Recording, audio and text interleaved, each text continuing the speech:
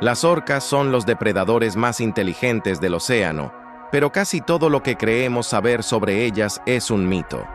Primero, no son ballenas. En realidad son los miembros más grandes de la familia de los delfines. Segundo, son estrategas brillantes. Cada grupo tiene su propio idioma y técnicas de caza únicas, como crear olas para tirar focas del hielo. Y lo más increíble, a pesar de su nombre de asesinas, no hay registros de orcas atacando humanos en libertad. Son gigantes sociales, complejas y sobre todo maestras del mar. Hoy vamos a desmontar el mito del depredador más temido del océano. Biológicamente, la orca, Orcinus orca, pertenece a la familia Delphinidae. Son los miembros más grandes de la familia de los delfines.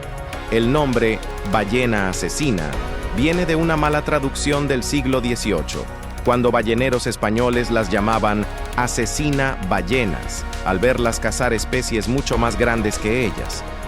No solo son grandes, son increíblemente inteligentes. Tienen el segundo cerebro más pesado de todos los mamíferos marinos. Poseen culturas complejas. Cada grupo tiene su propio dialecto y técnicas de caza únicas que pasan de generación en generación. Algunas usan burbujas para atrapar peces, otras se deslizan por la arena para capturar focas. Aquí viene lo fascinante. A pesar de ser el depredador alfa, no tienen enemigos naturales. Las orcas en libertad no ven a los humanos como comida. Existen teorías de que su cultura les dicta qué es presa y qué no. Los pocos incidentes reportados han sido por curiosidad o confusión, pero jamás como un acto de depredación selectiva. Es importante diferenciar. Casi todos los incidentes violentos han ocurrido en parques temáticos. El estrés del aislamiento y los tanques reducidos altera su psicología.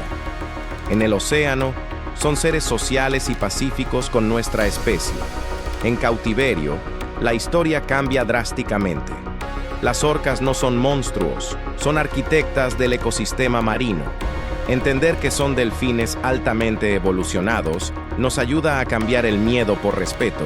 La próxima vez que escuches ballena asesina, recuerda que estás ante el delfín más poderoso y sabio de la Tierra. Pero tampoco te relajes. Aunque no se ha registrado un ataque mortal en el océano, sí han dado algunos mordiscos a personas. Pero posiblemente no te maten, no estamos en su menú, saben perfectamente que no somos focas. Ahora, imagina una estructura de puro músculo y colágeno que sobresale del agua como una vela negra. Dato clave: la aleta dorsal de un macho puede medir hasta 1,8 metros de altura. Es el rascacielos del océano. Pero ¿sabías que esta pieza de ingeniería natural cuenta la historia de su vida, su salud y hasta su libertad? Es increíble, ¿verdad? Te lo explico. Aunque parece un hueso sólido, la aleta no tiene esqueleto. Es tejido fibroso denso. En los machos es recta y triangular. En las hembras es más pequeña y curva. ¿Para qué sirve? Es su timón de estabilidad y su radiador térmico. Ayuda a regular la temperatura corporal mientras nadan a 50 kilómetros por hora. Seguro has visto imágenes de orcas con la aleta doblada. En la naturaleza, esto ocurre en menos del 1% de la población. Sin embargo, en cautiverio, sucede en casi el 100% de los machos. ¿La razón? El colapso del colágeno debido a la gravedad, la falta de presión por nadar en círculos y la deshidratación.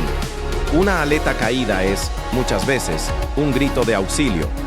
Para los biólogos, la aleta es un DNI, Documento Nacional de Identidad. Cada una tiene muescas, cicatrices y una mancha de sigla, el parche gris detrás de ella, única. A través de estas cicatrices de batallas con presas o encuentros sociales, los científicos pueden rastrear familias enteras durante décadas sin necesidad de chips. Esa aleta de 1,8 metros no es solo por estilo, es una señal de madurez sexual y dominancia. Un macho con una aleta imponente es un semental exitoso. Es la bandera que anuncia la llegada de uno de los depredadores más inteligentes que jamás haya habitado el planeta. La próxima vez que veas esa sombra negra cortar el agua, recuerda, no estás viendo a un monstruo, sino a un delfín gigante con una ingeniería perfecta. Esa aleta de casi 2 metros es el símbolo máximo de la libertad salvaje. Además, ¿sabías por qué las llaman las mentes maestras del océano? Olvida la fuerza bruta. Olvida los dientes afilados. El verdadero poder de la orca reside aquí. No son simples depredadores, son las estrategas más brillantes del reino animal. Cada grupo en el mundo ha desarrollado una técnica de caza única, un arte de la guerra propio que no se basa en el instinto, sino en la inteligencia pura. Hoy, vamos a diseccionar sus planes de batalla. Viajemos a los fiordos de Noruega.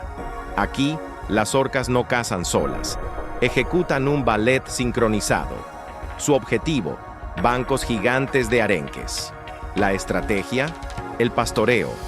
Rodean a los peces y comienzan a soltar aire bajo el agua, creando una red impenetrable de burbujas que ciega y confunde a las presas, empujándolas hacia la superficie en una bola compacta. Entonces, una por una, entran a comer. Es coordinación militar. Esta es quizás la maniobra más arriesgada en la naturaleza. En las playas de la Patagonia, las presas no están en el agua, sino en la orilla. Las orcas aquí hacen lo impensable.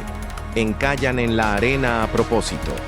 Calculan la marea, la velocidad y el ángulo exacto para deslizarse casi totalmente fuera del agua, atrapar un lobo marino y retorcerse para volver al mar.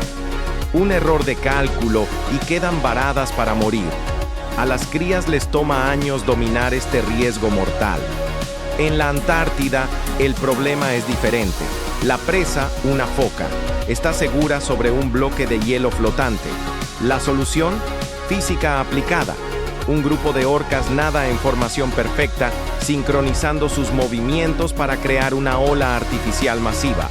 La ola golpea el hielo, rompiéndolo o simplemente lavando a la foca hacia el agua donde la esperan. No atacan al animal, atacan su refugio. Lo más alucinante es que una orca de Noruega no sabría cómo cazar en la Patagonia. Estas técnicas no vienen en su ADN, son cultura. Se enseñan de madres a hijas en un aprendizaje que dura décadas.